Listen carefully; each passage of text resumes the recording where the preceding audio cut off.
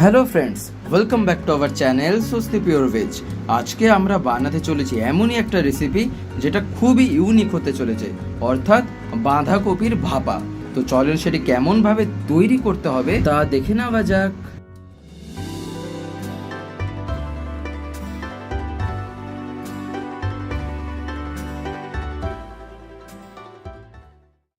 আমরা সবথেকে প্রথমে এখানে বাঁধাকপি নিয়ে নিয়েছি। আশা করি আপনারা দেখতেই পাচ্ছেন যে এখানে আমরা বাঁধাকপিগুলোকে কিভাবে ছাড়িয়ে নিয়েছি।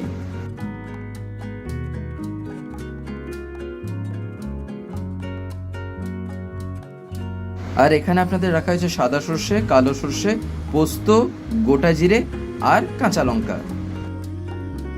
তো যাই হোক, এখানে আমরা একটা কড়াইতে কিছুটা জল নিয়ে তাতে আমরা এই বাঁধাকপিগুলো সেদ্ধ করতে বসিয়ে দিলাম।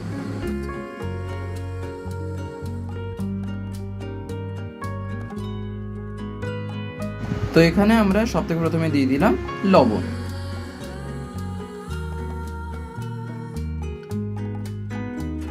তো লবণ দিয়ে দেওয়ার পরে আমরা এটা খানিকক্ষণ ঢেকে রেখে দেবো, অর্থাৎ আমরা সেদ্ধ করতে বসিয়ে দিলাম।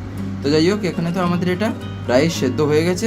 তো এবারে আমরা একটা টিফিনে সবথেকে প্রথমে একটা বাটা দিয়ে দিলাম, যেটা হচ্ছে হলো সাদা সর্ষে, কালো সর্ষে, পোস্ত আর গোটা জিরে, কাঁচা লঙ্কা বাটা, বা বলতে পারেন যে জিনিসগুলো আপনাদের একটা পাত্রে প্রথমে রেখে দেখানো হয়েছিল সেগুলিকেই আমরা গ্রাইন্ডিং করে এখানে দিয়ে দিয়েছি। তারপরে আমরা সামান্য পরিমাণে কিছুটা জল মিশিয়ে দিলাম।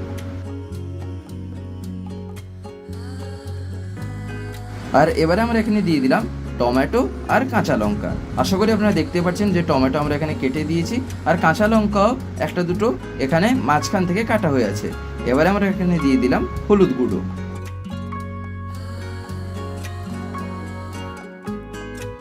এবারে আমরা এখানে দিয়ে দিচ্ছি লবণ।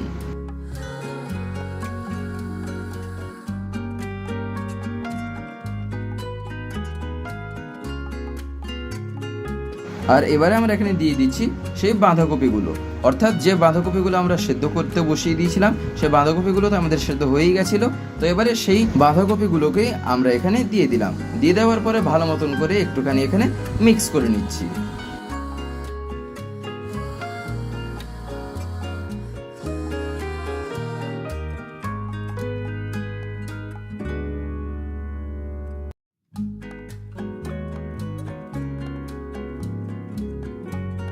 আশা করি আপনারা দেখতে পাচ্ছেন যে আমরা এখানে কিভাবে মিক্স করে নিচ্ছি।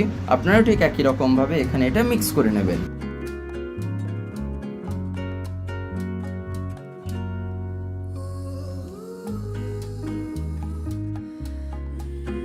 তো এখানে আবার একটুখানি সামান্য পরিমাণে হলুদ গুঁড়ো, লঙ্কা গুঁড়ো আর সেই বাটাটা আবার ওপরে দিয়ে দেওয়া হলো। আর এবারে আমরা এখানে দিয়ে দিচ্ছি কাঁচা সর্ষের তেল।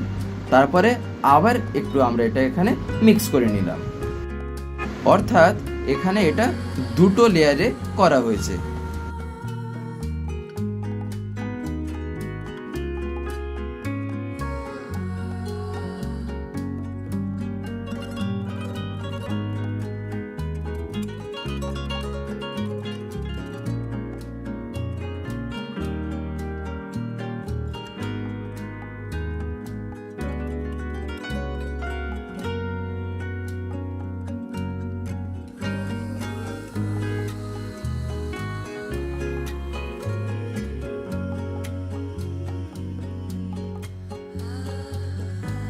আর এবারে আবার এখানে সে বাঁধাকপিগুলো দিয়ে দেওয়া হলো, অর্থাৎ যে বাঁধাকপিগুলো সেদ্ধ করা হয়েছিল আবার সেকেন্ড লেয়ারে এখানে উপরে বাঁধাকপিগুলো দিয়ে দেওয়া হলো।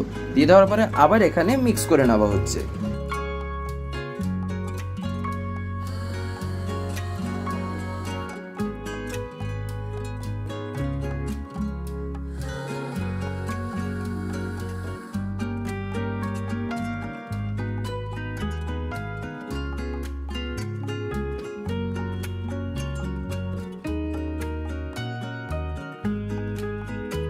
আর এবারে আমরা এখানে উপরে কয়েকটা কাঁচা লঙ্কা দিয়ে দিলাম, অর্থাৎ আমরা যে মিক্স করছিলাম সেটা মিক্স তো করা হয়েই গেছে। এবারে আমরা জাস্ট উপরে কয়েকটা মতন কাঁচা লঙ্কা দিয়ে উপরে এখানে সর্ষের তেল দিয়ে দিলাম, অর্থাৎ কাঁচা সর্ষের তেল দিয়ে দেওয়ার পরে এটা আমরা এবারে ঢেকে দেবো, অর্থাৎ কৌটোটাকে বন্ধ করে দিলাম।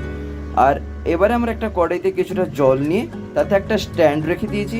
এবারে সেই স্ট্যান্ডের উপরে এখানে আমরা সেই কৌটোটা বা বলতে পারেন টিফিনটাকে বসিয়ে দিলাম। তবে হ্যাঁ, এই জলটা যে এখানে নেওয়া হয়েছে, জলটা কিন্তু খুবই আগে গরম করতে বসিয়ে দেওয়া দরকার, বা বলতে পারেন যখন দেখবেন জলটা টকবক করে ফুটছে সেই সময় আপনারা কৌটোটা এখানে বসাবেন। তারপরে এখানে কড়াইটাকে ঢেকে রেখে দিতে হয় প্রায় আধা ঘন্টা থেকে 40 মিনিট মতন। তারপরে যখন তুলবেন তখন আপনারা দেখতে পাবেন ঠিক এইরকম সাদা সাদা পড়ে গিয়ে থাকবে চারিদিকে। সেই সময় কৌটোটাকে তুলে আনতে হয়।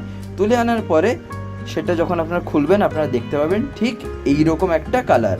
গন্ধটা আপনারা খোলার পরে বুঝতে পারবেন যে কত একটা সুন্দর গন্ধ সেই সময় আসে, যেটা মানে দেখলেই, তরকারিটাকে দেখলেই তো খেতে ইচ্ছা করবে, আর গন্ধ যখন পাওয়া যায় তখন তো জাস্ট অসাধারণ লাগে।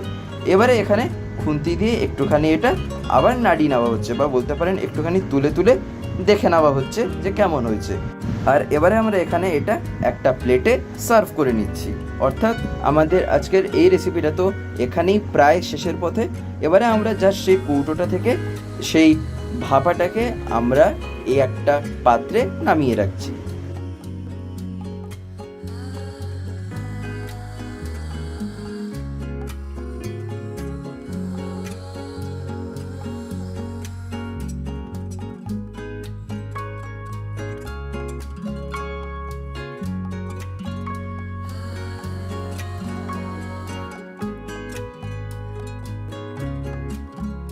তো আশা করি আপনারা দেখতে পেলেন আজকের এই রেসিপি আমরা কিভাবে তৈরি করলাম।